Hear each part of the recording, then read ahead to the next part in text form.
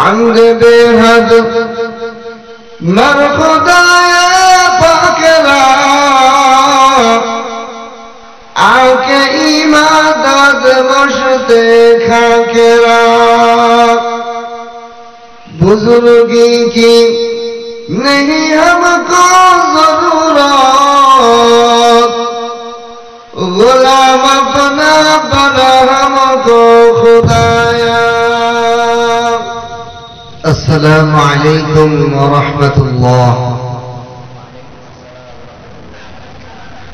नहमदुहु व नस्तईनुहु व नस्तगफिरुहु व नु'मिनु बिही व नतवक्कलु अलैहि व नऊज़ु बिल्लाहि मिन शुरूरि अनफुसिना ومن سيئات أعمالنا من يهده الله فلا مضل له ومن يضلله فلا هادي له ونشهد أن لا إله إلا الله لا خالق إلا الله ولا مالك إلا الله ونشهد أن سيدنا وسندنا وحبيبنا وطبيب قلوبنا ومولانا محمدا عبده ورسوله أما بعد فأعوذ بالله من الشيطان الرجيم بسم الله الرحمن الرحيم الحمد لله رب العالمين الرحمن الرحيم مالك يوم الدين إياك نعبد وإياك نستعين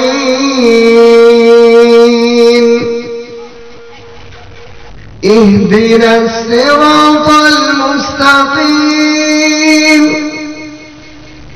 صراط الذين أنعمت عليهم غير المغضوب عليهم ولا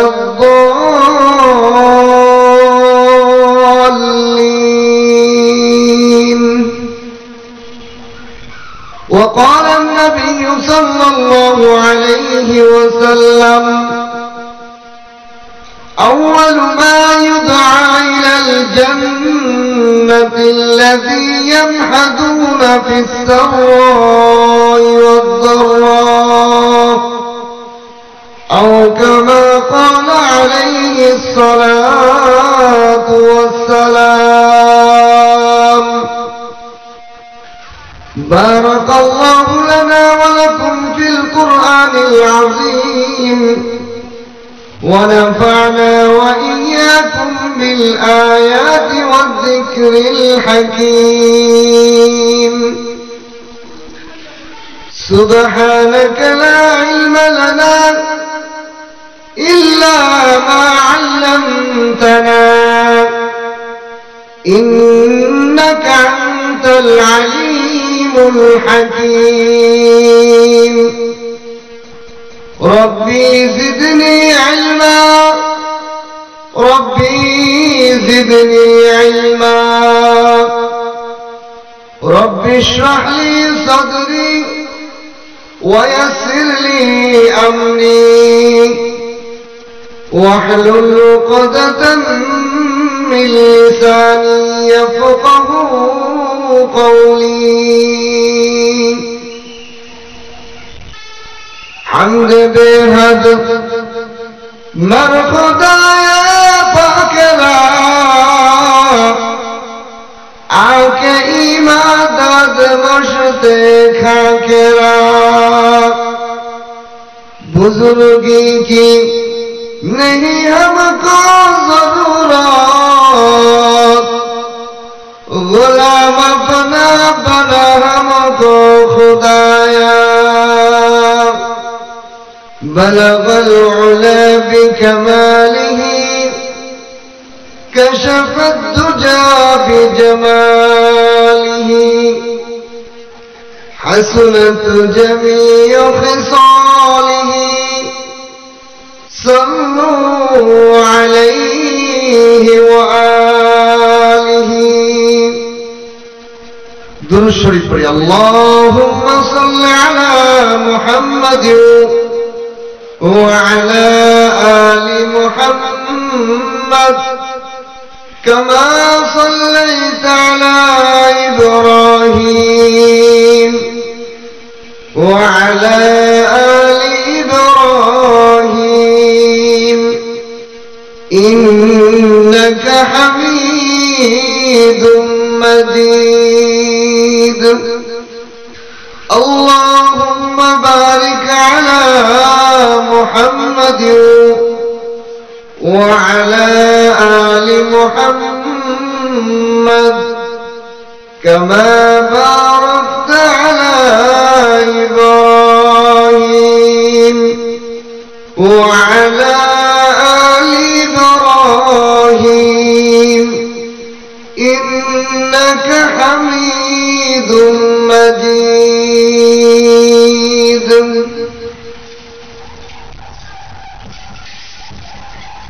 আল্লাহ পাকের লাখ কোটি শুকর মহান রব্বুল আলামিন আমাদেরকে মাগরিবের নামাজ আদায় করার পর বরাসুর শামসুল উলুম মাদ্রাসা ও যুব সমাজের উদ্যোগে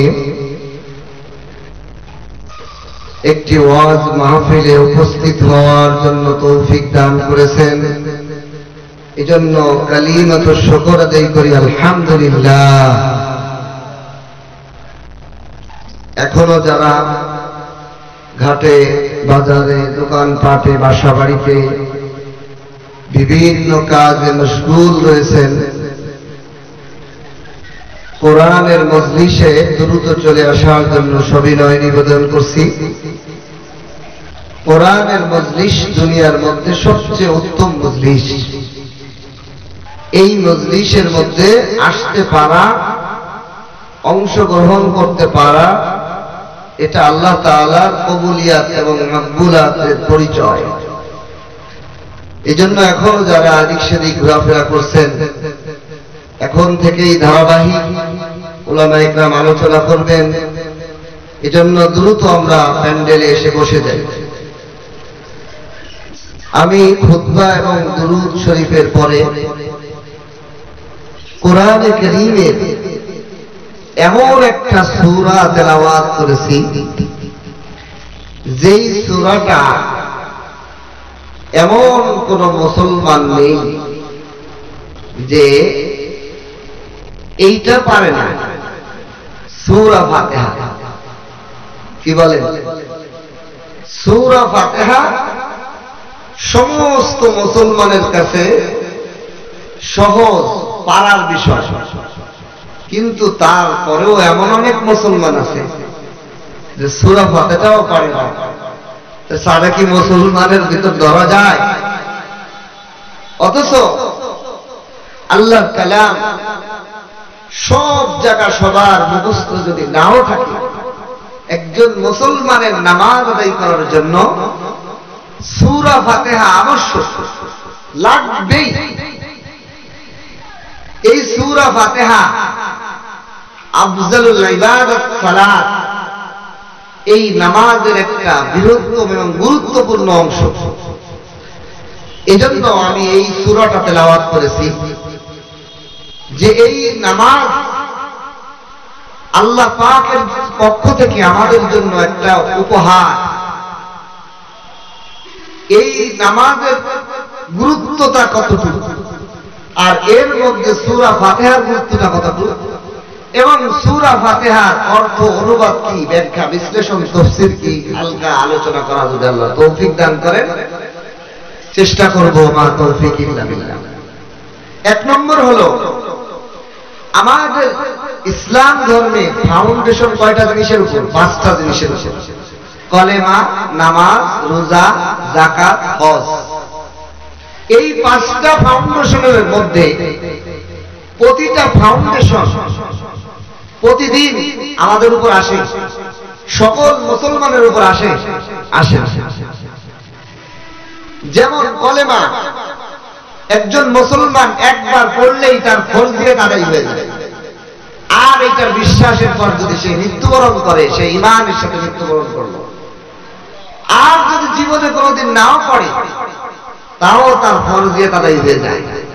বাকি যে যত বেশি পড়বে সব হতে থাকবে। বলেন সুবহানাল্লাহ। কালেমা প্রতিদিন ফরজ আমাদের উপর হয় না। 2 নম্বর নামাজ রাখলাম, 3 নম্বরে রমজানের রোজা, এইটা আমাদের উপর প্রতিদিন ফরজ হয় না। রমজান মাস বছরে একবার মাস আছে, ওই মাসের মধ্যে রোজা ফরজ হয়, ঠিক কিনা? নাম্বার 3 এবং 4, এই দুইটার সম্পর্ক অর্থের সাথে সকল মুসলমানের নির্বিশেষে সবার উপর যাকাত এবং হজটা ফরজ হয় না। যাকাত ফরজ হওয়ার জন্য, হজ ফরজ হওয়ার জন্য গুরুত্বপূর্ণ শর্তই হলো অর্থ। নির্বিশেষে সবার, সমস্ত মুসলমান নারী পুরুষের উপর হজ এবং যাকাত ফরজ হয় না। যাকাত ফরজ হওয়ার জন্য নিসাব পরিমাণ অর্থ লাগে, বছরে একবার ফরজ হয়। হজ ফরজ হওয়ার জন্য জীবনে একবার অর্থর মালিক হওয়া লাগে, একবার আদায় করলেই হয়। অর্থ না হলে জীবনেও ফরজ হবে না, আর অর্থ হলে জীবনে একবার। তাহলে ঘুরে ফিরে যদি আমরা তাকাই, একজন মুসলমান নারী এবং পুরুষের উপর একটা মাত্র ফরজ প্রতিদিন আসে, সেটা হলো নামাজ। সেটা কি? নামাজ। এখন আসেন, এই 5টা বিধান আল্লাহ তাআলা নবীর উপর অর্পণের জন্য, আল্লাহর নবী এই 5টা বিধানের নাজিল করার জন্য কালেমা, নামাজ, রোজা, হজ, যাকাত সবগুলো ফরজ করার তরতিবটা কি আল্লাহ? কালেমা নবুয়ত দেওয়ার পর থেকে আল্লাহ মুসলমানদের জন্য ফরজ করে দিয়েছেন। নবুয়তের পর থেকেই দুনিয়া থাকতেই কলেমার মাধ্যমে ইসলামে প্রবেশের বিষয়টা ফরজ করে দিয়েছেন।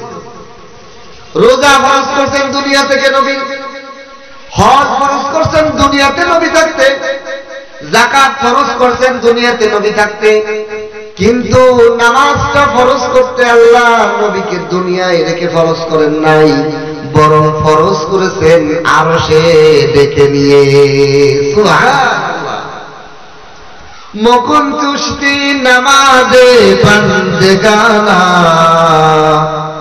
ফাওয়াইলুল লিল মুসাল্লিন আল্লাযিনা। ও দুনিয়ার মুমিন এবং মুমিন পুরুষেরা, মুমিন নারীরা, নামাজ যাইতে ইবাদত না, নামাজ ফরজ করতে আল্লাহ নবীকে আরশে ডেকে নিয়েছেন। বলেন সুবহানাল্লাহ। প্রেক্ষাপটটা কেমন ছিল?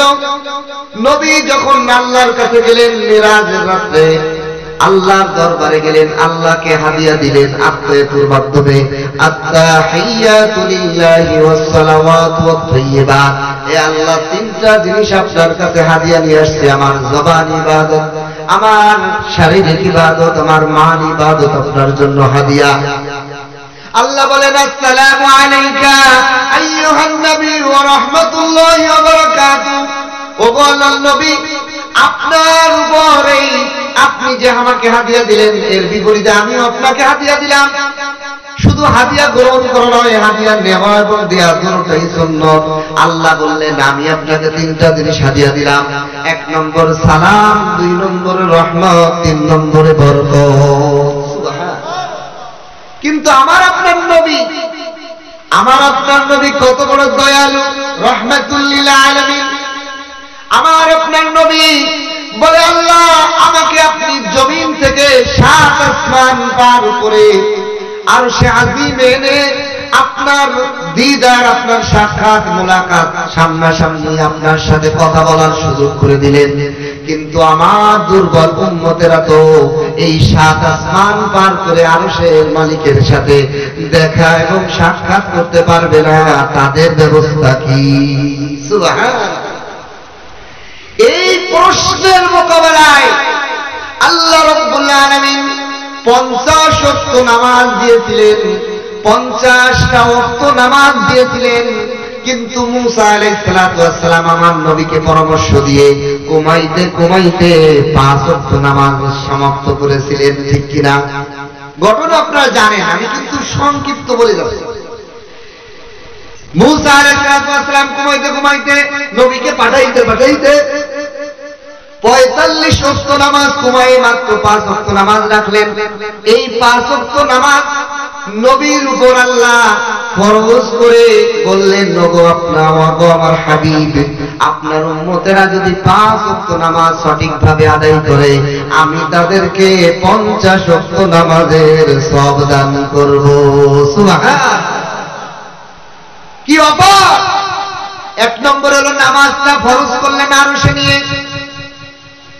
আরশে নিয়ে ফরজ করলেন। এই আরশে নিয়ে ফরজ করার মাধ্যমে বুঝাইলেন, ও দুনিয়ার মুমিন আর মুমিনা নারীরা শোনো, নামাজ যাইতে ইবাদত না, নামাজ যেমন তেমন ইবাদত না। নামাজের মধ্যে দাঁড়ানোর জন্য ওযু লাগে, গোসল লাগে। ওযু ফরজ থাকলে ওযু লাগে, গোসল ফরজ থাকলে গোসল লাগে। শুধু শরীর পাক করলেই নয়, বরং জামা পাক, পোশাক পাক, নামাজের জায়গা পাক লাগে। কলেমা পড়তে শরীর পাক লাগে না, রোজা রাখতে শরীর পাক লাগে না, ওর যাকাত দিতে শরীর পাক লাগে না, হজ করতে শরীর পাক লাগে না, ইহরাম তাওয়াফ করতে শুধুমাত্র ওযু লাগে, তাওয়াফ ছাড়া হজের অন্য কাজ করতে ওযু লাগে না। কিন্তু নামাজ এমন একটা ইবাদত, তাতে ওযু এবং জামা পাক, শরীর পাক, এত কিছু কেন লাগে? কারণ নামাজ যাইতে ইবাদত না, নামাজ হলো মুমিনের মেরাজ। নামাজে যখন মুমিন দাঁড়ায় আল্লাহ রাব্বুল আলামিনের সাথে কথা শুরু হয়ে যায়। আল্লাহু আকবার। বজাহের সিজদাগা হাজবার জমিবুদ, বজাহের সিজদাগা হাজবার জমিবুদ, বাবাতেন আরশে বাবাতেন নরশিদাস আরশে ভরিবুদ। নামাজি দেখা যায় জমিনের মধ্যে, মাটির মধ্যে সিজদা দেয়, কিন্তু আসলে সে জমিনে সিজদা দেয় না, তার কপালটা আরশের জমিনের মধ্যে পড়ে যায়। বলেন সুবহানাল্লাহ। ও দুনিয়ার মুমিন আর মুমিনা নারীরা, নামাজ যাইতে ইবাদত না, নামাজ ফরজ করছেন আল্লাহ আরশে নিয়ে। কি বুঝাইলেন ও নবী? আপনি যেরকম আরশে সেজদা, আল্লাহর দিদার, আল্লাহর সাথে কথা বলছেন, আপনার উম্মতেরা নামাজে দাঁড়াইলেই আরশের মধ্যে দাঁড়ায় আল্লাহর সাথে কথা বলা শুরু করবে। এই জন্য আল্লাহর আরশে যাইতে হলে পাক হওয়া লাগবে না, শরীর পাক লাগবে, নামাজ জায়গা পাক লাগবে, কাপড় পাক লাগবে। এই জন্য এই ইবাদতের মধ্যে এতগুলো পবিত্রতার শর্ত। এই জমিনের মধ্যে যদিও দাঁড়ায়, সে কুদরতি ভাবে, আধ্যাত্মিকতার ভাবে সে আরশে দাঁড়িয়ে আল্লাহর সাথে কথা বলে। এই কথাগুলো কেন বললাম? সূরা ফাতিহার ব্যাখ্যা বুঝার জন্য। এইবার আসেন, একজন ইমানদার যখন তাকবীরে তাহরিমা বলে নামাজের মধ্যে দাঁড়ায়, তখন সে তিন ধরনের সমস্ত দুনিয়াবি কাজকে হারাম করে কিনা? নামাজ যে পড়ে সে পানি পান করতে পারে, খানা খাইতে পারে? নামাজ যে পড়ে সে দুনিয়ার সংসারী দরকারি যত দুনিয়াবি কাজ আছে কোনো কাজ শেয়ার করতে পারে না, সমস্ত কাজ থেকে আত্মসমর্পণ করে আমি আর দুনিয়ার কোনো কাজ করব না। সালাম ফেরানো পর্যন্ত আমি দুনিয়ার নাই, আমি হলো আরশে চলে গেছি। ও মোমেনা মানুষ, আমরা যারা নামাজে দাঁড়াই কি নিয়তে দাঁড়াই, কেমনে দাঁড়াই, অথচ নামাজটা হলো আল্লাহ পাকের সাথে কথাবার্তা বলার একটা মাধ্যম। নামাজের মাধ্যমে সাহাবায়ে কেরামের সমস্ত জরুরত পুরা করতেন। কেন, কেমনে? এই জন্যই তো যে আল্লাহর সাথে ডাইরেক্ট কথাবার্তা বলে সব কাজের সমাধান করে নিতেন। এটা তো দুনিয়ার নামাজ শুধু সিজদার রুকু আর সিজদা নয়, এটা হলো মালিকের সাথে বান্দার খোশ আলাপ। সুবহানাল্লাহ। এটা বুঝার জন্য সূরা ফাতিহার তরজমা তাফসীর বুঝলে বুঝবেন। নামাজে দাঁড়ায় যখন আল্লাহর বান্দা সব কিছু থেকে পাক পবিত্র হয়ে যখন তাকবীর বেঁধে নিয়ত করে তাকবীর বেঁধে হাত বেঁধে শুরু করে আউযু বিল্লাহি মিনাশ শাইতানির রাজীম, ও আল্লাহ আপনার কাছে বিতাড়িত শয়তান থেকে আশ্রয় চাইতেছি, বিসমিল্লাহির রহমানির রহিম, পরম করুণাময় অসীম আল্লাহ অসীম দয়ালু আল্লাহর নামে শুরু করছি, আলহামদুলিল্লাহি রাব্বিল আলামিন। বান্দা যখন আলহামদুলিল্লাহি রাব্বিল আলামিন বলে তখন হাদিস তাফসীরের কিতাবের মধ্যে লেখে আল্লাহর পক্ষ থেকে জবাব আসে হামিদানি আবদি। সুবহানাল্লাহ। আমরা তো সূরা আলহামদুলিল্লাহ পড়তেই থাকি, আলহামদুলিল্লাহি রাব্বিল আলামিন আর রহমানির রহিম মালিকি ইয়াউমিদ্দিন। নামাজের মধ্যে সূরা ফাতিহার মধ্যে আল্লাহর সাথে বান্দার কথা আদান প্রদান হয়। আল্লাহর দুনিয়ার প্রেমিকা যখন সাক্ষাৎ করে কয় তোমার চোখটা কত সুন্দর, তোমার চেহারাটা না কত সুন্দর, তুমি না কতই সুন্দর, তোমার চুলগুলো না কত সুন্দর। কি করে? প্রেমিক প্রেমিকার প্রশংসা করে কিনা? আল্লাহ বলেন আমার খাস বান্দা আমার আশিক আমার পাগলরাও যখন নামাজে দাঁড়ায় তখন বলে আলহামদুলিল্লাহি রাব্বিল আলামিন। আল্লাহ বিশ্ব জগতের রব, বিশ্ব জগতের লালন পালনকারী আল্লাহ, আপনার জন্য সকল প্রশংসা। আল্লাহ বলেন হামিদানি আবদি, ও আমার বান্দা তুই আমার প্রশংসা করবি। সুবহানাল্লাহ। আল্লাহ আমাদের সাথে কথা বলে নামাজে, কিন্তু আমরা নামাজ পড়ি নামাজের মধ্যে হুঁশ নাই, কি বলতেছি। আমার কাছে আফসোস লাগে পৃথিবীর কোনো কিতাব নাই, পৃথিবীর কোনো পত্রিকা নাই, পৃথিবীর কোনো লেখা নাই, যে কোনো লেখা আপনি পড়েন কিন্তু আপনি বোঝেন না, শুধু রিডিং পড়েই শেষ করেন। এরকম পাগল পৃথিবীতে বলে আর কেউ নাই। আছে একজন লোক পত্রিকা পড়তেছে, ইংলিশ পত্রিকা, রিডিং সার্ভিসার পড়তেছে। একজন যে বলল বন্ধু, তার বন্ধু যে বলল দোস্ত তুমি কি পড়ো? পায় ইংরেজি পত্রিকা পড়ি। আচ্ছা কি পড়লে এটা বুঝোই বলো? আমি তো বুঝি না। পাগল নাকি তুই? তুমি কি পাগল যে তুমি রিডিং পড়তেছো বোঝো না? না বুঝে পড়িস কেটে কোনো লাভ হইল? কিন্তু আফসোস আফসোস আফসোস, সারা দুনিয়ার মুসলমানের মধ্যে নেক স্রোতে শয়তানের ধোঁকা পড়লো কিভাবে আমি বুঝি না। যে সমস্ত মুসলমান একবার নয় দুইবার নয়, একজন 5 ওয়াক্ত নামাজি, জন্মের বালে ঘর পর থেকে প্রতিদিন 32 বার সূরা ফাতিহা পড়ে, কিন্তু একবারের জন্য তার দিলে কি আসে না এই সূরা ফাতিহার মধ্যে আমার মালিক আমাকে কি বলল? বুঝার আগ্রহ নাই। এই কোরআনকে আল্লাহ তাআলা শুধু তেলাওয়াতের জন্যই দিলেন নাকি বোঝার জন্য চিঠি পাঠাইলেন? আপনার ছেলে বিদেশে থাকে, আপনার কাছে চিঠি পাঠাইল ইংলিশে, আপনি ইংলিশ বোঝেন না, চিঠিটা পেয়ে আপনি শোকেজে উঠায় রাখবেন, আর রিডিং করতে পারলে রিডিং করবেন। কি কইল বুঝলেন না, এটা কোনো ফায়দা হবে? ফায়দা হবে নাকি বুঝার চেষ্টা করবেন? নিজে না পারলে এলাকার যে ব্যক্তি ইংরেজি পড়ে বুঝে তার কাছে যাবেন, এই আমার ছেলে কি লেখলো একটু বুঝাই দে, আমার ছেলে একটু কি পাঠাইছে চিঠিতে, কি কইছে আমার একটু বুঝাই দেয়, বলবেন কিনা? কিন্তু আফসোস আপনাদের মুসলমানদের, আফসোস আফসোস আফসোস, 50 বছর 60 বছর 20 বছর 30 বছর ধরে এই সূরা ফাতিহা পড়তেছি, নামাজের মধ্যে অন্য কোন সূরা বাদ দিলাম, এমন কোন নামাজ নাই ইমামের দিকে পড়লে কি আপনার তো নিজেও পড়া লাগে, সুন্নত তার মধ্যে সূরা ফাতিহা পড়া লাগে, কিন্তু একদিনের জন্য কি দিলে আসলো না, আমার মালিক আমাকে সূরা ফাতিহার মধ্যে কি বললো একটু বোঝা দরকার।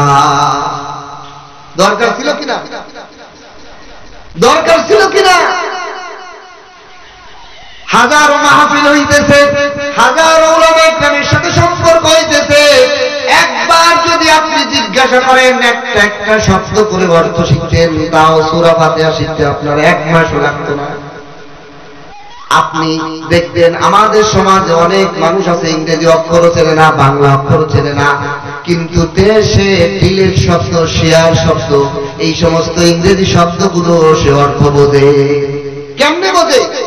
সমাজের প্রচলনে যখন প্রয়োজন তখন একবার জিজ্ঞাসা করতে হবে শেয়ার মানে কি, ডিলেট মানে কি, ডিলেট মানে মুছে ফেলা, ও তাই, অক্ষর চেনে না, একবার শুনছে এখন আর বোঝে, এখন সেও ডিলেট শব্দ ব্যবহার করে আর অর্থ বুঝেই ব্যবহার করে।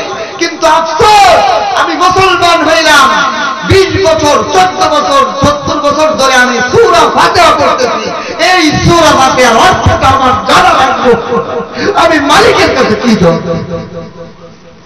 কি জবাব দেব? নামাজের মধ্যে পড়তেছি, কি জবাব দেব? আমি আল্লাহরে কি বলতেছি, আল্লাহ আমাকে কি বলতেছে? আজকের মাহফিল থেকে শিখে যেতে পারবো না ইনশাআল্লাহ।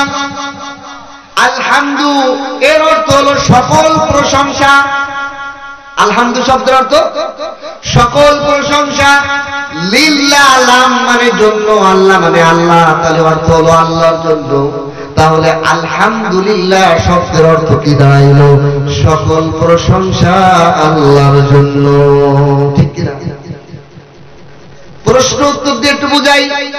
আপনাদের আমাদের কারো যদি প্রশ্ন আসে, ওগো আল্লাহ সব প্রশংসা আপনার কেন? আল্লাহ সব প্রশংসা আপনার কেন? কেন আপনার সব প্রশংসা হবে? এর উত্তরে আল্লাহ দ্বিতীয় আয়াতের দ্বিতীয় অংশেই জবাব দিতেছেন, আমি হলো রব্বিল আলামিন। সুবহানাল্লাহ। এই রব্বিল আলামিন হলো আমি আল্লাহ। আল্লাহ উত্তর দিতেছেন, ও দুনিয়ার মানুষ, তোমাদের কারো যদি প্রশ্ন হয় আমি আল্লাহর সব প্রশংসা কেন, এর উত্তর হলো আমি রব্বিল আলামিন। 1 নম্বর উত্তর। এইবার আসেন রব্বিল আলামিন কাকে বলে? রব শব্দ বলা হয়, রব শব্দের মধ্যে 3 গুণ যার মধ্যে থাকে তাকে রব বলা হয়। 1 নম্বর হলো যাকে ইচ্ছা তাকে দিতে পারে, যখন ইচ্ছা তখন দিতে পারে, যাহা ইচ্ছা তাহা দিতে পারে। আপনার আমার বাবাকে যদি আমি বলি, বাবা আমাকে একটা হেলিকপ্টার কিনে দেন, আমার আপনার বাবা পারবে? দিতে পারবে না। তাহলে যা চাই তা দিতে পারে না। আবার অনেক জিনিস আছে, একটা মোবাইল চাইছে, বাবা আমার একটা মোবাইল কিনে দেন, আসতে পারবো না 2 মাস পরে। তাহলে যখন ইচ্ছা তখনও দিতে পারে না। আবার যাকে ইচ্ছা তাকে দেওয়া যায় না। আপনি যদি চান যে আমি আমেরিকার প্রেসিডেন্টকে একটা মোবাইল গিফট করবো, দেওয়া সম্ভব? তাহলে যাকে ইচ্ছা তাকেও দেওয়া যায় না, যাহা ইচ্ছা তাহা দেওয়া যায় না, যখন ইচ্ছা তখন দেওয়া যায় না। এইটা দিতে পারে যে তাকে বলা হয় রব। সুবহানাল্লাহ। রব বলা হয় যখন ইচ্ছা যাকে ইচ্ছা যা প্রয়োজন তাই দিতে পারে।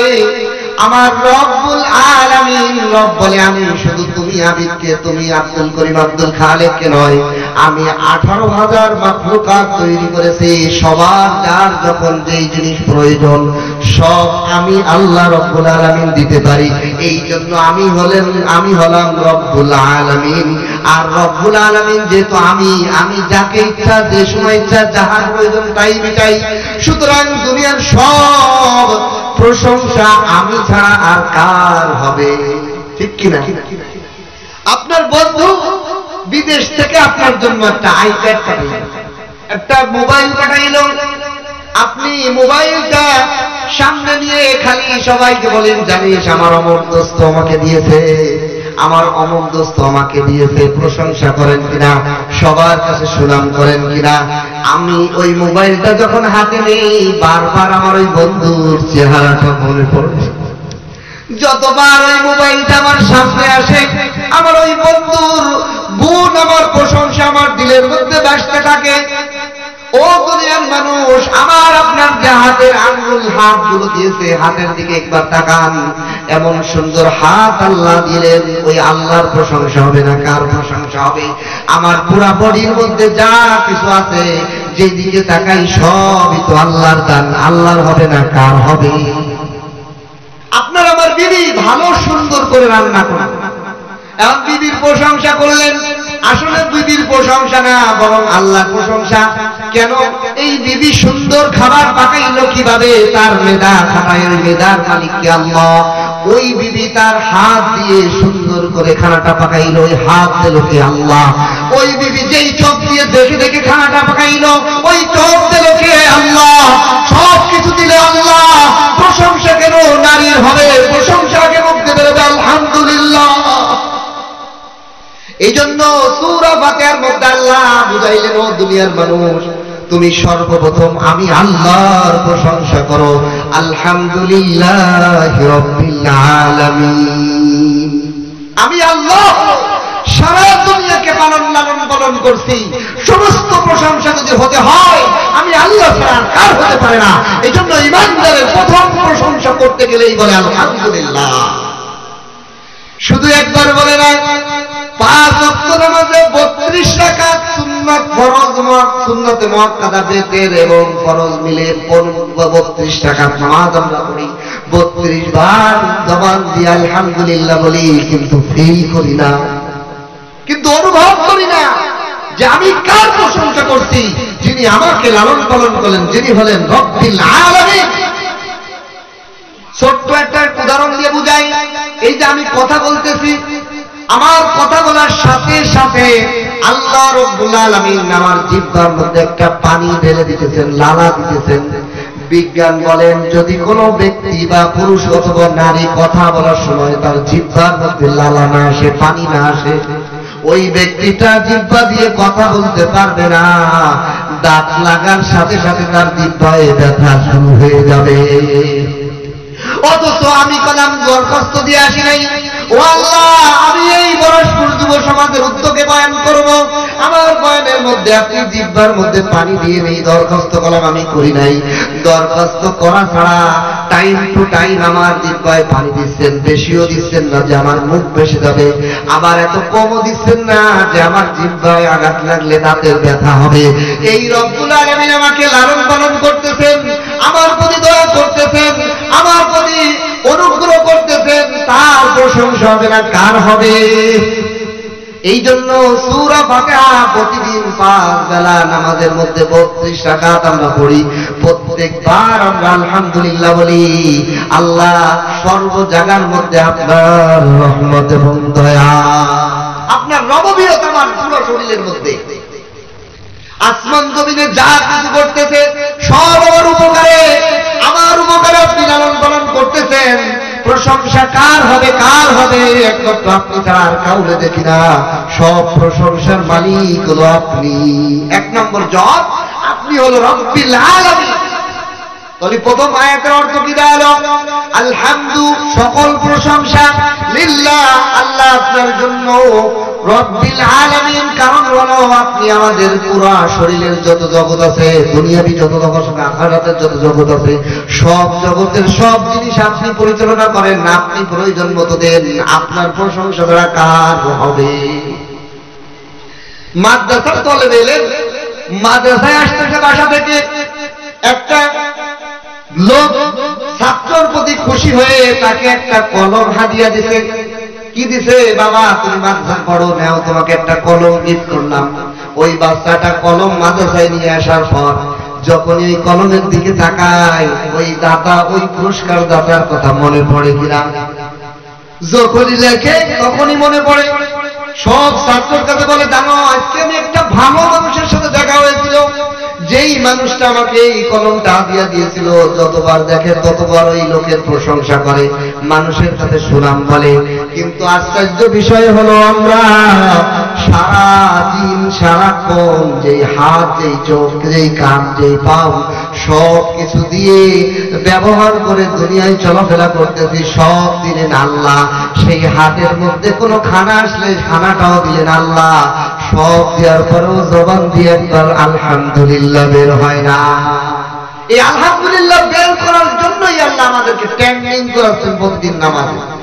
তারপরেও আমাদের কোনো ট্রেনিং হইতেছে না। খাবার আসলে, নিয়ামত আসলে শুকর বের হয় না।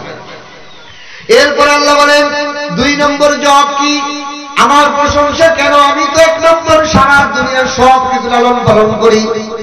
কেমন লালন পালন করে? রবের আরেকটা ঘটনা দিয়ে বুঝাই। হযরত সুলাইমান আলাইহিস সালামের ঘটনা আপনারা সবাই জানেন। উনি সারা জগতের মাখলুককে একবেলা খানা খাওয়া দিতেছিলেন। আল্লাহ পারবে না, সুলাইমান পারবে না। কিন্তু সুলাইমান বলে, আল্লাহ আপনি একবার অনুমতি দেন না, চেষ্টা করে দেখি। 1 মাস পর্যন্ত পাহাড়কে পাহাড় পর্যন্ত খানা পাকায়ে টাল বানিয়েছিলেন, কিন্তু সমুদ্রের একটা মাছের 1 লোকমায় সব খেয়ে ফেলেছে। সুবহানাল্লাহ। সমুদ্রের ওই মাছটা বলেছিল সুলাইমানকে, ও সুলাইমান আলাইহিস সালাম, আপনার দাওয়াতের কারণে আল্লাহ তাআলা আমার রিজিক তো বন্ধ করে দিয়েছে। আপনি যে আমাকে দুপুরে খাবারের দাওয়াত দিতেন, আমার ফ্যামিলিতে তো আর পাক হবে না। কি বলেন? যদি দাওয়াত দিদিকে জানাই দেন যে আজকে আমার দাওয়াত আছে অমুক জায়গা, তাহলে কি আপনার পাক দিবে? তা ওই মাছ বলে কি, আমাকে আল্লাহ তাআলা প্রতি বেলায় তুমি যত খানা পাকাইছে এরকম 3 লোকমা আমার আল্লাহ আমাকে প্রতি বেলায় খাওয়ায়। সুবহানাল্লাহ। তোমার দাওয়াতের কারণে আমি আজকে 1 বেলা খেয়ে ক্ষুধা পেটে কাটাইতে হবে 1 বেলায়, কিন্তু আল্লাহ আমাকে এরকম খাবার 3 লোকমা প্রতিদিন প্রতি বেলায় খাওয়ায়। সুলাইমান আলাইহিস সালাম সিজদায় পড়ে গেলেন, ইন্নাল্লাহা হুয়ার রাজ্জাকু যুল কুওয়াতিল মাতিন। ও আল্লাহ, আপনি রিজিক দাতা, আপনি লালন পালনকারী। আমরা মুখে পর্যন্ত খাবারটা দেই, কিন্তু এটা রিফাইন করে রক্ত, মাংস, বিভিন্ন জিনিস তৈরি করেন কে? আল্লাহ।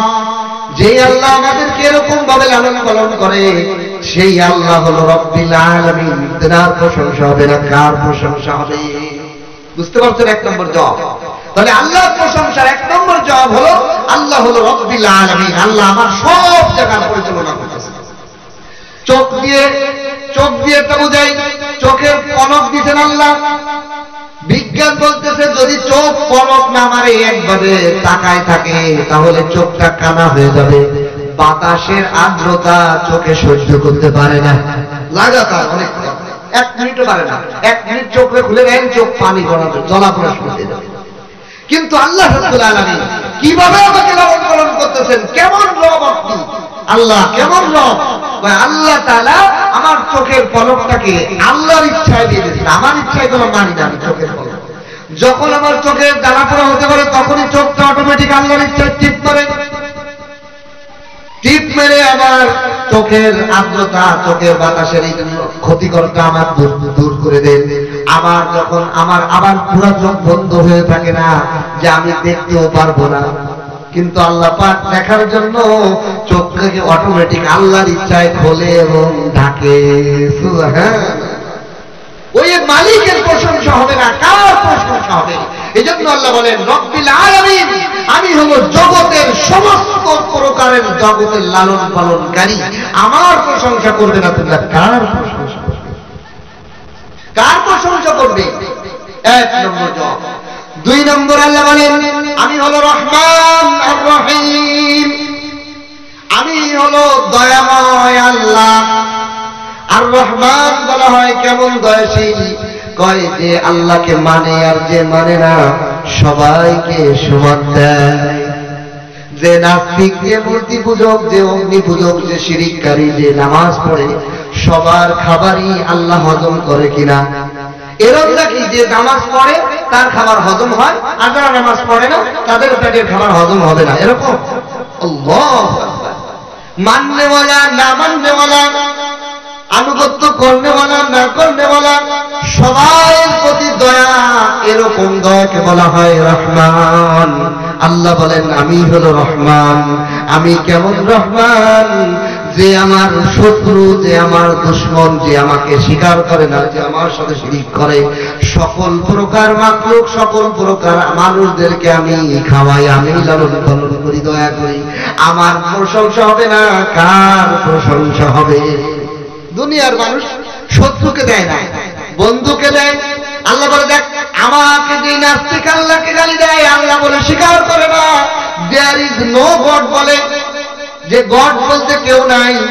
এরকম ব্যক্তির পেটের খাবার আমি কোরআন হজম করাই, তার চোখে পলক মারি, তার নিঃশ্বাস জারি রাখি। আমার দয়া, এরকম দয়া আর কারো হতে পারে না। দয়ার দিকেও আমি আল্লাহরই প্রশংসা। এই জন্য আমি হতো আলহামদুলিল্লাহ। আমার 3 নম্বরে রহিম।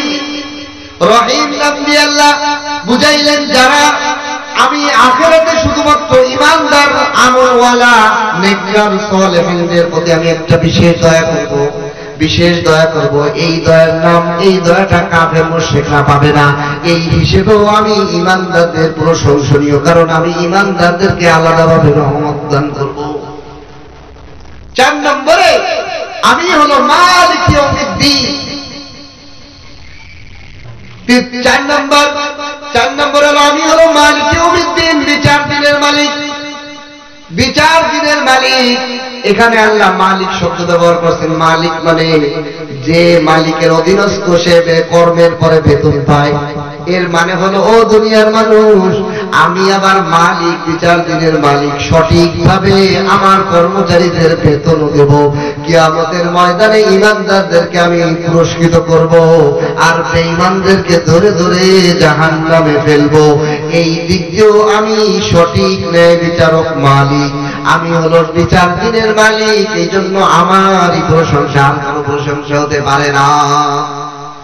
সুতরাং সূরা ফাতিহার মধ্যে আল্লাহ তাআলার 5টা গুণবাচক নাম এসেছে। কয়টা নাম? 5টা গুণবাচক নাম। এর এগেইনস্টে বান্দারও 5টা গুণবাচক নাম আসছে। কি জানেন? মজার কথা, আল্লাহ রাব্বুল আলামিনের জাতি নাম আছে একটা, আল্লাহ, আলহামদুলিল্লাহ। আল্লাহ, আল্লাহ শব্দটা হলো আল্লাহর মূল নাম, জাতি নাম। এই নামটার পরে আরো 4টা নাম আছে, গুণবাচক নাম। 1 নম্বর হলো রব, 2 নম্বর হলো রহমান, 3 নম্বর হলো রহিম, 4 নম্বর হলো মালিক। 4 নম্বর কি? মালিক। এই 5টা নামের মোকাবেলায় বান্দারও 5টা গুণবাচক নাম এই সূরা ফাতিহার মধ্যে আল্লাহ বর্ণনা করছে। বলেন সুবহান। কি? ইয়াকা না'বুদু ওয়া ইয়াকা নাস্তাঈন। ইয়াকা না'বুদু, আপনারই আমরা ইবাদত করি। ইয়াকা মানে হলো আপনারই, না'বুদু আমরা ইবাদত করি। এখানে বান্দার একটা গুণ বর্ণনা করা হয়েছে, সেটা হলো আব্দ। আব্দুল থেকে না'বুদু, ইবাদত, দাসত্ব, গোলাম। যারা আল্লাহর ইবাদতের মূল অর্থ হলো আল্লাহ তাআলার গোলামি। তো না'বুদুর অর্থ দাঁড়াইলো বান্দার 1 নম্বর গুণ হলো বান্দা হলো আব্দ, গোলাম, গোলাম, গোলাম। সূরা ফাতিহার মধ্যে আল্লাহ তাআলা বান্দার এই গুণ কোন নামের মোকাবেলায় ব্যবহার করলেন? আল্লাহ নামের মোকাবেলায়। আলহামদুলিল্লাহর মধ্যে আল্লাহ, এই সূরা ফাতিহাটাকে 2 ভাগে ভাগ করা হয়েছে। আল্লাহ বলেন এই সূরা ফাতিহাটা হলো অর্ধেক আমার, অর্ধেক বান্দার। ইয়াকা না'বুদু এই পর্যন্ত হলো আমার, আর ওয়া ইয়াকা নাস্তাঈন থেকে দলিল পর্যন্ত হলো বান্দার। সুবহানাল্লাহ। এজন্য ওই যে বলেছিলাম আলহামদুলিল্লাহি রাব্বিল আলামিনের পরে আল্লাহ কি বলেন? হামিদানি আব্দি, আমার বান্দা আমার প্রশংসা করলে। আর যখন বান্দা বলে আর রহমান আর রহিম, তখন আল্লাহ বলেন আসনা আলাইয়া আব্দি, হে আমার বান্দা আমার গুণ গাইলে, আমার দয়ার গুণ গাইলে।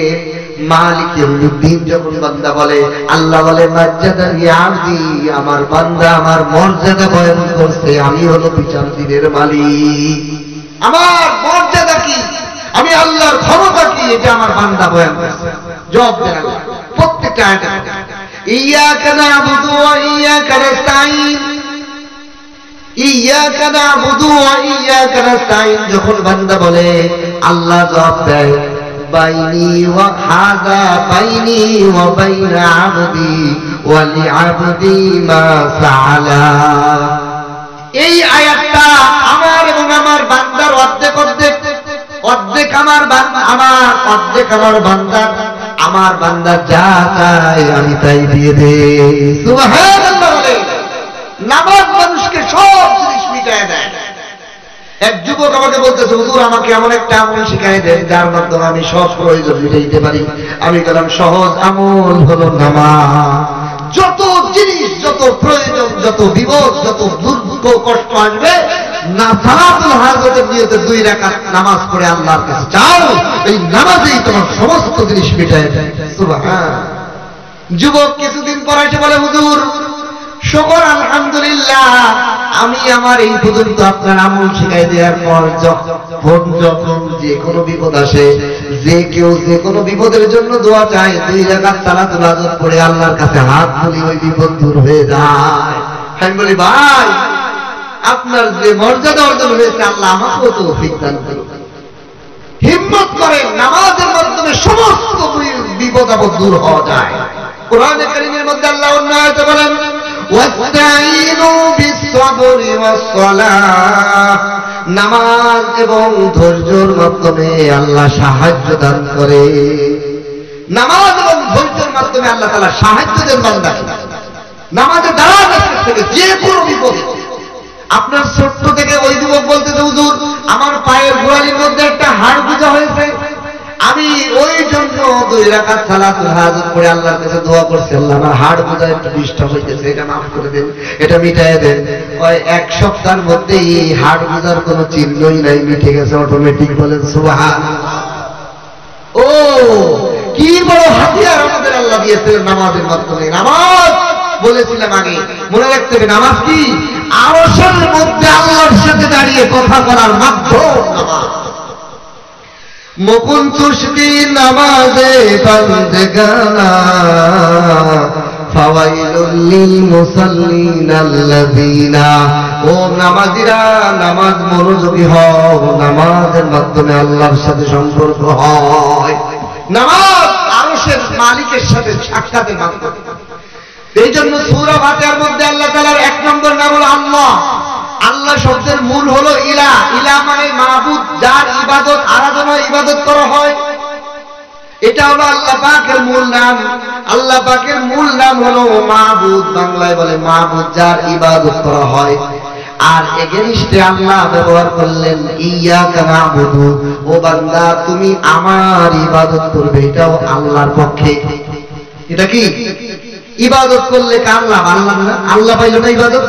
এই জন্য এটা বলেন যে এই অংশটুকু আল্লাহ বলেন আমার, হাযা বাইনি ওয়া বাইনা আবদি ওয়া লিআবদি মা সাআলা, মা বান্দা যা চাইবে দিয়েছি। পরের অংশ হলো ওয়া ইয়াকা নাস্তাঈন, আর আমার আল্লাহ বলেন আল্লাহ আপনারই কাছে আমরা সাহায্য চাই। তাহলে এই সূরা ফাতিহার মধ্যে আল্লাহ পাকের 5টা গুণবাচক নাম।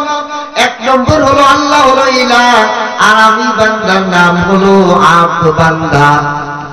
এবার আসেন বান্দার একজন গোলাম, তার জন্য গোলাম হওয়ার জন্য শর্ত কি?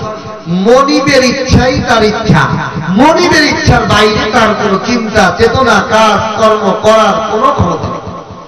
এর নাম হলো আব্দ, গোলাম। কিন্তু আমরা কি করি? আমরা আল্লাহর ঠিকই মানি, কিন্তু মন চাই জিন্দেগি করি। কয়েকদিন আগে ঢাকাতে আমার বাসার পাশে একটা বাচ্চার মুসলমানি হয়েছে। মুসলমানি হওয়ার পর তারা কনসার্ট আয়োজন করছে। মুসলমানি দিয়ে বাচ্চার অনুষ্ঠান 7 দিনের দিন, গান ধুমধাম বাজাচ্ছে। তা আমি বাসায় ঢোকার সময় একটু তাকায় দেখি এটা গান বাজাচ্ছে। বললাম যুবকদের, বললাম এটা কি হচ্ছে? কয় হুজুর মুসলমানি হইছে, মুসলমানি এই জন্য এরকম। তান বললাম কি মুসলমান হইতে কি গান বাজনা বাজায় কি মুসলমান হয় নাকি? এ তো কাফের বানানোর চেষ্টা হইতেছে। মুসলমান হয় মুসলমানি বুয়াদ গর্দান নেহাদান এনামে খুতবতুস খাজিদাদান। মুসলমান শব্দটার অর্থই তো মুসলমানরা জানে না, ইসলাম শব্দের অর্থ জানে না। আমাদের সমাজে একটা ভুল পরিচিত আছে যে ইসলাম শব্দের অর্থ বলে শান্তি। নাউযুবিল্লাহি মিন যালিক। ডিকশনারি খোলেন, অভিধান খোলেন, ইসলাম শব্দের অর্থ কোথাও শান্তি নাই। ইসলাম শব্দের অর্থই আমরা জানি না। সালাম শব্দের অর্থ হয়নি, ইসলাম শব্দে লাগাই। সালাম শব্দের অর্থ হলো শান্তি, ইসলাম শব্দের অর্থ হলো গরদান নেহাদান, আমার ঘাড়কে, আমার সমস্ত কিছুকে আল্লাহর হুকুমের সাথে আত্মসমর্পণ, এর নাম হলো ইসলাম। ইসলাম শব্দের অর্থই হলো আত্মসমর্পণ। মুসলমান বুয়াদ গরদান নেহাদান এনানে খুদ বতুস্তা খাজদাদান। মুসলমান মানেই হলো আত্মসমর্পণ, মুসলমান মানেই হলো গোলামি। মুসলমান শব্দের অর্থের মধ্যে কোনো স্বাধীনতা নাই, পরাধীনতা। কেমনে আমরা বলি না আমি স্বাধীন দেশের নাগরিক, আমি বলি আমি হলো পরাধীন, আমি হলো আল্লাহর গোলাম। গোলাম কোনদিন স্বাধীন হইতে পারে না। কারণ একজন মুসলমানের নামাজের কোন ছুটি আছে? বলেন যে ঈদের দিন আসছে 10 দিন নামাজ পড়বো না। বছরের যে কোনো প্রতিষ্ঠানে আপনি চাকরি করেন, বছরের সরকারি ছুটি আছে, ধর্মীয় অনুষ্ঠানের ছুটি আছে, বিভিন্ন অনুষ্ঠানের ছুটি থাকে, কিনা ছুটি থাকে, কিন্তু একজন মুসলমানের নামাজের কোনো ছুটি নাই। जिसको इश्को का सबक हो गया उसको छुट्टी नहीं। যার মোহব্বত ইশকের সবক হয়ে যায় তার কোনো ছুটি থাকে না। যেন কোন প্রেমিক বলে, এ প্রেমিকা তোমার সাথে মেসেজ এসএমএস করি, তোমার সাথে ফোনে কথা বলি, তোমার সাথে দেখা সাক্ষাৎ করি, দেখা করতে করতে আমি বিরক্ত হয়ে গেছি, এসএমএস করতে করতে আমি বিরক্ত হয়ে গেছি, ফোনে কথা বলতে বলতে বিরক্ত হয়ে গেছি। এরকম কোন প্রেমিক কখনো বলে না, বরং যত কথা বলে তত মজা পায়, যত এসএমএস করে তত মজা পায়, যত সাক্ষাৎ করে তত মজা পায়। ইমানদার তো আল্লাহর আশিক গোলাম, সে গোলামের মধ্যে মজা পায়। সুবহান। এজন্য আল্লাহ বলেন আমি হলো ইলাহ, বান্দার নাম হলো, তোমাদের নাম হলো আব্দুল, ইয়াকা নাবুদু, তোমরা হলো আমার ইবাদত করবে, আমার গোলাম। কারণ নবীকেও বলা হয়েছে আবদুহু ওয়া রাসূলু, আবদিয়াতের মর্যাদা রাসূলের মর্যাদা থেকেও বেশি। সুবহানাল্লাহ। এজন্য আমরা আত্মায়াত পড়ি না, আত্মায়াতের মধ্যে কি বলি? আশহাদু আল্লা ইলাহা ইল্লাল্লাহ ওয়া আশহাদু আন্না মুহাম্মাদান আবদুহু ওয়া রাসূলু। মুহাম্মদ হলো আল্লাহর গোলাম, এরপরে হলো আল্লাহর রাসূল। সুবহানাল্লাহ। বুজুর্গি কি নেহি হামকো জরুরত, গোলাম আপনা বানা হামকো খুদায়া। আমাদের বুজুর্গরা শেষ রাতে উঠিয়া উঠিয়া আল্লাহর কাছে কান্না করে বলতেন, আল্লাহ আমি খতিব সাহেব, বক্তা সাহেব, আলেম সাহেব, ইমাম সাহেব, নেতা সাহেব হইতে চাই না, আল্লাহ আপনার গোলাম। বুজুর্গি কি নেহি হামকো জরুরত, গোলাম আপনা বানা হামকো খুদায়া। ওই কবরের মধ্যে কোন নেতাগিরি চলবে না, ওই কবরে কেউ কে জিগাবে না তুমি খতিব সাহেব না বক্তা সাহেব, তুমি আলেম সাহেব না মুফতি সাহেব, তুমি না মুসল্লি না তাবলীগের আমির, তুমি কোন কি, এটা জিগাবে না। আমার আল্লাহর গোলাম হয়ে আমি যাইতে পারি, ওই কবরে আমার গোলাম, আল্লাহর গোলাম হওয়া ছাড়া কোনো উপায় নাই। এই জন্য আল্লাহ সূরা ফাতিহার মধ্যে আমাদেরকে শিক্ষা দিতেছেন, ও আমার বান্দারা আমি হলো ইলাহ, তুমি এক নম্বর তোমার গুণবাচক নাম হলো তুমি হলো আল্লাহ। বুজুর্গি কি নেহি হামকো জরুরত, গোলাম আপনা বানা হামকো খুদায়া। আল্লাহ আমার বুজুর্গি দরকার নাই, আপনার গোলাম হইতে চাই, গোলাম হইতে চাই। এই জন্য আল্লাহ পাক আমাদেরকে নামাজের মধ্যে সিজদা দিয়ায়। আচ্ছা আপনারা এখানে যত ভক্ত মানুষ আছেন, অনেক বড় বিজ্ঞানী জন, আমার অনেক উস্তাদ এখানে আছেন। আমার বাবা এই ভাটিয়াপাড়া স্কুলের টিচার ছিলেন, মহিউদ্দিন মাস্টার। আমার অনেক উস্তাদ এখানে আছেন, অনেক গুরুজন আছেন, আমার আব্বার বন্ধু বান্ধব আছে। আজ আমার আব্বা দুনিয়াতে নাই, আমার আব্বার কবরে কি আমি আমার আব্বার মৃত্যুর আগে একদিন আমি জুমা পড়াইতে আমাদের বাড়ির মসজিদে, আমি বলতেছি যায় না, আমার বাবা মারা গেলে আমি কবরে যাই না, কে যায়, আমার আমল যায়। আমি যদি গোলামিয়ত করে যাই, আমার যদি আমল ঠিক হয়, ওই 3.5 হাত মাটি আমার জন্য জান্নাতের টুকরা। আর যদি আমার মধ্যে গোলামিয়ত না থাকে, আল্লাহর আনুগত্য না থাকে, আল্লাহর ইবাদত বলতে কি আল্লাহর হুকুমের সাথে স্যালেন্ডার না থাকে, তাহলে এই কবরটা আমার জন্য জাহান্নামের টুকরা হয়ে যাবে। কিছুদিন আগেই যে লঞ্চে মানুষগুলো আগুনে পুড়ে গেল, কি আশ্চর্য বিষয়, চারিদিকে পানি, লক্ষ লক্ষ টন টন পানি, নদীর পানি, কিন্তু লঞ্চটা পানির উপর ভাসমান, 36টার মতো যান জায়গায় পুড়ে ছাই কয়লা হয়ে গেল। ও কি আমল নিয়ে যাইতেছি, ওই কবরের আগুন কি থামায় যাইতেছি? দুনিয়ার আগুন হলো জাহান্নামের আগুনের একটু ধোঁয়া। আল্লাহ রাব্বুল আলামিন জিবরাইলকে বলতো, জিবরাইল আগুনের একটু আগুন দরকার, কয় আগুন তো জাহান্নামের আগুন তো ব্যবহার করার উপযোগী নাই, কয় জাহান্নামের আগুনের একটু ধোঁয়া নিয়ে যাও। এই ধোঁয়াটাকে কিতাবের মধ্যে লেখে 70,000 বছর এই ধোঁয়াটাকে ধোয়ার পর আদম আলাইহিস সালামের ব্যবহারের উপযোগী এই আগুন নামছেন। এই আগুনের যদি এত তেল, হাড্ডি পর্যন্ত, খুলি পর্যন্ত পুড়ে যদি কয়লা, ওই জাহান্নামের আগুন কেমনে সহ্য করবে? নামাজ পড়ি না, ইবাদত করি না, কোরআন তেলাওয়াত করি না, কোরআন বুঝি না, আমি কোন দিকে হাঁটতেছি, কোন দিকে দৌড়াইতেছি? আল্লাহ বলেন, আমি হলো ইলাহ, 1 নম্বর বান্দা, তোমার গুণ হলো আদ, তোমার গুণ হলো আদ। তোমাকে আমি দেখো ট্রেনিং দিতেছি। কি ট্রেনিং?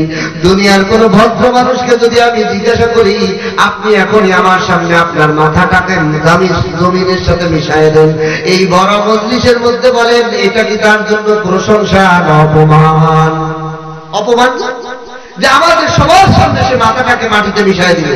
একজন ভদ্র জেন্টলম্যান মানুষ, সে সবার সামনে মাথাটাকে নিচু করে তার নিতুম্বুত করে এটাকে অপদস্থ মনে করে কিনা?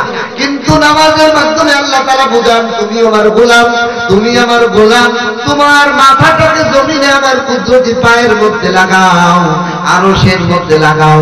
দুনিয়ার জমিনের মধ্যে নয়, বরং আরশের কুদরতি পায়ের মধ্যে আমার সিজদার মাথা নত করো, আর তোমার নিতম্বকে নিচু উঁচু করো।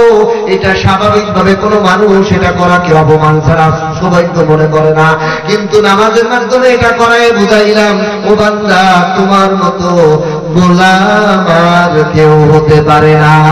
গোলামিয়াতের জিন্দেগি তোমার, এই গোলামিয়াতের দাম অনেক বেশি। এই জন্য আল্লাহ শিখাইলেন, আমি হলো ইলাহ। 2 নম্বর, তোমার নাম হলো আমার ইলার মোকাবেলায় তুমি হলো ইয়্যাকা না'বুদু, আমারই ইবাদত করবা, আমারই দাসত্ব করবা, আর কারো দাসত্ব করা যাবে না। কিন্তু আমরা কি করতেছি? আমাদের যখন মুয়াজ্জিন আযানের মাধ্যমে বলে হাইয়া আলাস সালাহ, হাইয়া আলাল ফালাহ, ও দুনিয়ার মানুষেরা, আল্লাহর পক্ষ থেকে আহ্বান, এসো নামাজের দিকে, এসো কল্যাণের দিকে। আমি দোকানদারি করি, ব্যবসা করি, চাকরি করি, ক্ষেত খামারি করি, সবই করি, আমি কি আসল গোলাম হইলাম না নাফরমান গোলাম?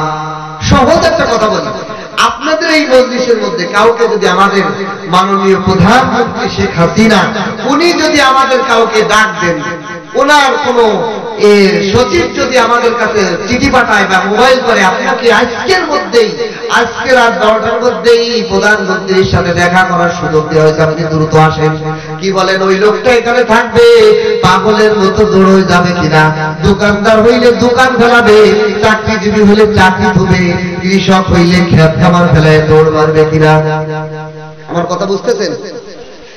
প্রধানমন্ত্রীর পক্ষ থেকে যদি ডাক আসে, কোনো সচিব বলে প্রধানমন্ত্রীর সাথে তোমার মোলাকাত, তোমাকে তেরান দিবে বা কোনো তোমার জন্য কোনো ভাগ্য বিষয় আছে, পুরস্কার দিতে করবেন, কোনো পুরস্কার দিবে, তুমি আসো, সব কিছু ফেলে দৌড় দিয়ে দুনিয়ার প্রধানমন্ত্রী ডাক দিলে দৌড় মারি। আমার রব্বুল আলামিন হাইয়া আলাস সালাহ মুয়াজ্জিনের সচিবের মাধ্যমে দিয়েছেন, কিন্তু আমি দোকান ছাড়ি না, খেত ছাড়ি না, কাজ ছাড়ি না, অফিস ছাড়ি না। আমি কেমন গোলাম হইলাম, আমি কেমন গোলাম হইলাম? এজন্য আমাকে গোলামিয়াতের মূল সার্টিফিকেট অর্জন করতে হবে। কি করতে হবে? গোলামিয়াতের মূল সার্টিফিকেট অর্জন করতে হবে। এজন্য সংক্ষেপ করতেছি, সূরা ফাতিহার মধ্যে 1 নম্বর আল্লাহ তাআলার গুণবাচক নাম ছিল আল্লাহ হলো ইলাহ, আর বান্দার গুণ হবে বান্দা নামাজের মাধ্যমে সূরা ফাতিহার মাধ্যমে শিক্ষা নেবে আমি হলো গোলাম, আমার অন্য কোনো চিন্তা আল্লাহ ছাড়া করার সুযোগ নেই। 2 নম্বর আল্লাহ হলো রব্বিল আলামিন, আল্লাহ হলো খাওয়ায় লালন পালন করে। তাহলে যে খাওয়ায় তার কাছেই তো খাবার চাইতে হবে। কি বলেন? যে আমাকে দেয় তার কাছে যাবো না, যে দেয় না তার কাছে যাবো, যে দেয় তার কাছেই চাইতে হবে। এই জন্য বান্দার 2 নম্বর গুণ হলো ইয়াকা নাস্তাইন, তলবে ইস্তিআনা। 2 নম্বর বান্দার গুণ হলো বান্দা সাহায্য চাবে একমাত্র রব আল্লাহর কাছে। এই জন্য কোরআনে কারীমের মধ্যে আল্লাহ তাআলা হাজারো দোয়া শিখিয়েছেন রব্বানা দিয়ে। আল্লাহ তাআলার হাজার নাম আছে, সব নাম দিয়ে আল্লাহ তাআলা কোরআনে কারীমের মধ্যে দোয়া শিখান নাই, কিন্তু অধিকাংশ আয়াতে দোয়া হলো রব্বানা আতিনা ফিদ দুনিয়া রব্বিনা হাব লানা মিন আজওয়াজিনা রব্বানা লা তাকাব্বাল মিন্না ইন্নাকা আনতাস সামিউল আলিম। রব্বানা রব্বানা রব্বানা রব্বানা রব্বানা দিয়ে কেন শিখাইলেন?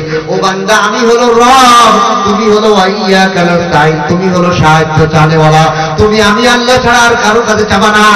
যা প্রয়োজন সিজদায় পড়ে নামাজের মধ্যে আমার কাছে ইয়াকা নাস্তাইন বলো। 3 নম্বর গুণ হলো আল্লাহ হলো রহমান। আল্লাহ কয় আমি হলো রহমান। কেমন রহমান? কাফের মুশরিক সবার প্রতি দোয়া করি। বান্দা পায় তাহলে আপনি যেহেতু সবার প্রতি দয়া করেন, আপনার দয়া তো ব্যাপক, তাহলে আমার প্রতি দয়া করেন। ইহদিনাস সিরাতাল মুস্তাকিম, আমাকে এই হিদায়াতটা দেন যাতে আমি হিদায়াতের পর থাকি, আমি যেন গুনাহে না থাকি, আমি যেন পাপে না থাকি, আমাকে হিদায়াত দেন। এই জন্য আল্লাহ যেহেতু অসীম দয়ালু, যেখানে খালি কর্মচারীকে দেয় না, বন্ধুকেই দেয় না, বরং শত্রুকেও দয়া করে, সেই জন্য বান্দা করবে আল্লাহ এত দয়া যেহেতু আপনার, সুতরাং আমাকে আপনি ইহদিনা, আমাকে হিদায়াত দেন। তলবে হিদায়াত বান্দার গুণ। বান্দা প্রতিদিন নামাজের মধ্যে বলতে থাকবে আমাকে হিদায়াত দেন। হিদায়াত দেওয়ার মালিক আপনি, আপনি না দিলে আমি হিদায়াত হতে পারবো না। 4 নম্বর আল্লাহর গুণ হলো আল্লাহ রহিম। আল্লাহ হলো আখিরাতে বিচারের দিন পুরস্কৃত করবেন, দয়া করবেন। বান্দার জন্য গুণ হলো তলবে মুস্তাকিম।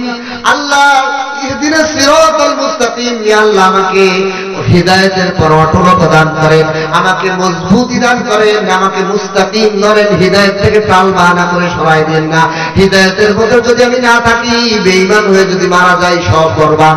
এই জন্য আল্লাহ আপনি যেহেতু ঈমানদার আমলওয়ালা হিদায়াতওয়ালাদের প্রতি দয়া করবেন, ওই দয়াটা কাদের পর করবেন? যারা হিদায়াতের পর অটল থাকবে। সুতরাং আপনার কাছে হিদায়াতের অটল চাই, সিরাতাল মুস্তাকিম, মুস্তাকিম অটল রাস্তা আমাকে দেন। 4 নম্বর 5 নম্বর আল্লাহ হলো মালিক। আল্লাহ হলো মালিক। মালিক কি করে? বেতন দেয়, বোনাস দেয়। মালিক যেহেতু আপনি, বিচারের দিনে আমাদেরকে কি করবেন? আনআমতা আলাইহিম, নিয়ামত দিবেন আল্লাহ, নিয়ামত দিবেন। আনআমাল্লাহুল নাবিয়্যিনা ওয়াস সিদ্দিকিনা ওয়াশ শুহাদাই ওয়াস সালিহিন, নিয়ামত দান করেছেন আপনি নবীদের প্রতি, সিদ্দিকদের প্রতি, শহীদদের প্রতি, নেককারদের প্রতি। কিয়ামতের ময়দানে আপনি যেহেতু মালিক, আমাকেও এই 4 শ্রেণীর মধ্যে অন্তর্ভুক্ত করেন। এই 5টা নাম আল্লাহর নামের সাথে বান্দার নামের এই সূরা ফাতিহার মধ্যে। তাই জন্য আমরা সূরা ফাতিহা পড়তেছি, কিন্তু এর অর্থ অনুভব করতেছি না, আমি আল্লাহর সাথে কি কথা বলবো। এরপরে লাস্টে আয়াতের শেষ আয়াতের দিকে আল্লাহ তাআলা 2টা গজবযুক্ত এবং বিতাড়িত ভণ্ড দল থেকে আশ্রয় শিখিয়েছেন। গায়রিল মাগদুবি আলাইহিম, আল্লাহ আপনি যাদের প্রতি রাগান্বিত হন, যাদের প্রতি আপনার রাগ হয়, তাদের দলভুক্ত আমাদেরকে বানায়েন না। গায়রিল মাগদুবি আলাইহিম, যাদের প্রতি আপনার রাগ, নবীর যুগে ইহুদির প্রতি আপনারা, ইহুদিদের প্রতি আপনার রাগ ছিল, ওই রকম ইহুদিদের দলভুক্ত আমাকে বানায়েন না। ওয়ালাদ-দাল্লিন, আর পথভ্রষ্টদের দলভুক্ত আমাকে বানায়েন না। যারা নবীর যুগে ছিল হলো খ্রিস্টান, তারা পথ ছেড়ে ফেলেছে, আল্লাহ থেকে পথ ঘুরে তারা ঈসাকে আল্লাহর পুত্র, মরিয়মকে আল্লাহর বিবি বানিয়ে ফেলেছে, তারা পথ হারিয়ে গেছে। এরকম পথ হারাদের দলভুক্ত আমাকে বানায়েন না।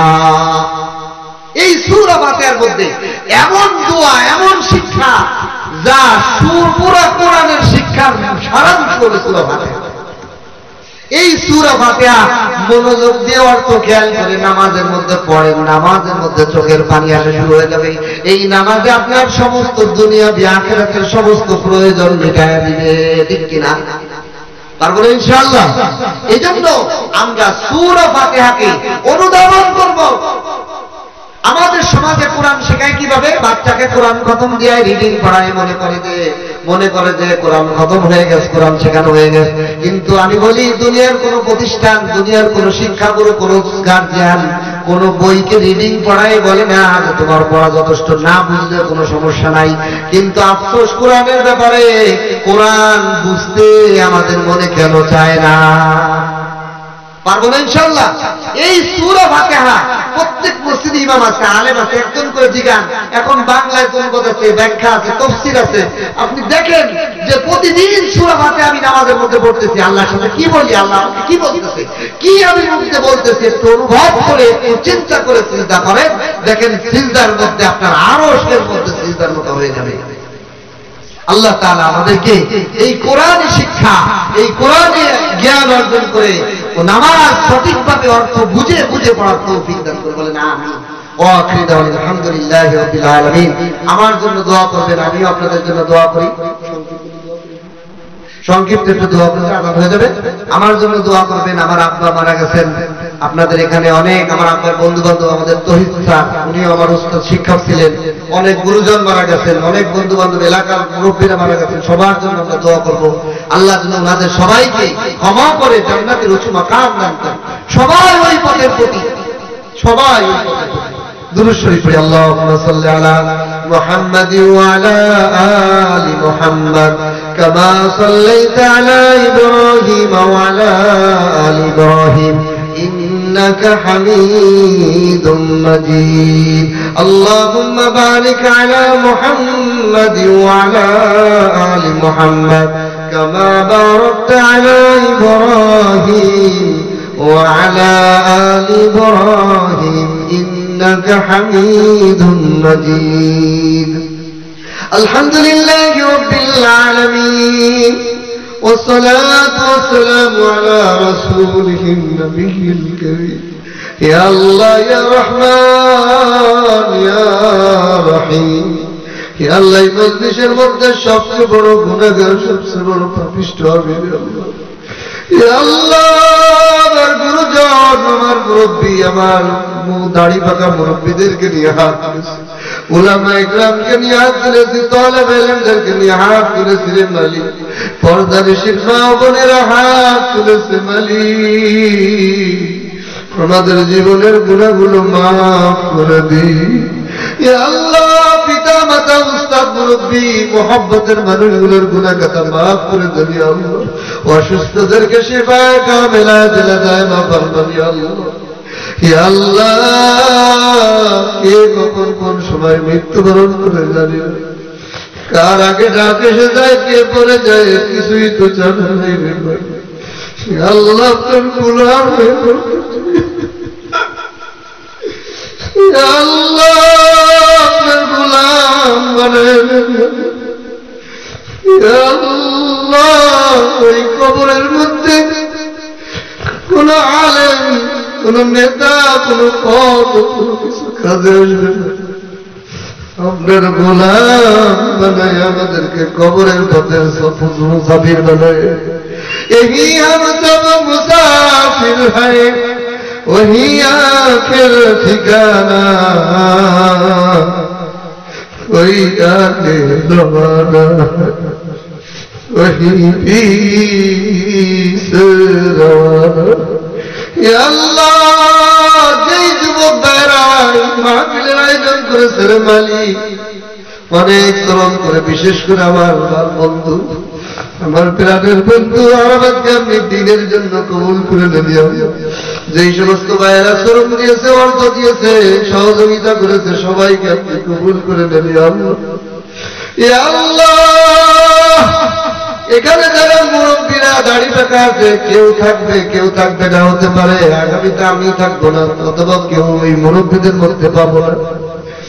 আল্লাহ, সবাইকে আমাদেরকে আপনার গোলাম বানায় নেন। ইয়া আল্লাহ খাঁটি গোলাম না বানাইয়া কবরের পথের প্রতীক বানাইয়া ইয়া আল্লাহ আখেরি দরখাস্ত আপনার দরবারে আপনি আমাদেরকে হারামের কাপড় না পরাইয়া মৌতের কাপড় পরাইন না ইয়া আল্লাহ रहे मेरा मस्कन हवाली काबा बने मेरा मदफन दीवारे मदीना या अल्लाह या अल्लाह या अल्लाह আপনার ঘরের মুসাফির না বানাইয়া কবরের পথের পথিক বানান ইয়া আল্লাহ এখানে অনেক হাত তুলেছে কর্ম বানাই মোহাম্মতের মানুষগুলো অন্ধকার কবরে শুয়ে আছে আল্লাহ ওই মাটির তলে কি অবস্থা আছে আমরা কেউ জানিও না খবরও নিতে পারি ইয়া আল্লাহ আমি আপনি মারা গেলেও কেউ খবর নেবে কিনা জানি না ইয়া আল্লাহ যতদিন হায়াতে থাকে দিনের খাদেম হিসেবে কবুল ইয়া আল্লাহ এই মাদ্রাসাকে কবুল করে দেন ইলমের মারকাজ বানায় দেন ইয়া আল্লাহ এই মাদ্রাসার দায়িত্বশীল উস্তাদ মুরব্বিদেরকে আপনি নেক হায়াত তৈয়বা দান করেন ইখলাস খুলুসিয়ত দান করেন ইয়া আল্লাহ এই মাদ্রাসার প্রত্যেকটা ছাত্রকে জেহেন থাকা বাড়ায় দেন ইয়া আল্লাহ ইয়া আল্লাহ এই মাহফিলের যত আয়োজক সবাইকে আপনি কবুল করে দেন ইয়া আল্লাহ ইয়া আল্লাহ আরো যারা আলোচক আছে সবার আলোচনা আমাদের হিদায়াতের ওসিলা বানায় দেন ইয়া আল্লাহ নাজাতের ওসিলা বানায় দিয়েন ইয়া আল্লাহ ইয়া আল্লাহ এই মাহফিলের মাধ্যমে অন্তর ঘুরায় দেন ইয়া আল্লাহ আল্লাহ বলা বান্দাদেরকে আল্লাহমুখী করে দেন ইয়া আল্লাহ কবরে তো যাইতেই হবে বাঁচার কোনো উপায় নেই নামাজ ধরো নামাজ ছাড়া কোনো উপায় নাই দিনের মধ্যে শুধু নামাজই আমাদের উপর ফরজ এই নামাজ ছাড়া উপায় নাই এক ওয়াক্ত নামাজের জন্য 80 হুতবা জাহান্নাম এক এক হুতবা সমান 2,88,00,000 বছর জাহান্নামে জ্বলবে কিভাবে এক সেকেন্ডের জন্য আগুন সহ্য করতে পারে না দুনিয়ার আগুন লাগায় মানুষ চিৎকার করতে থাকে আখিরাতের আগুন যদি কবরের মধ্যে কেন লটকিয়ে যায়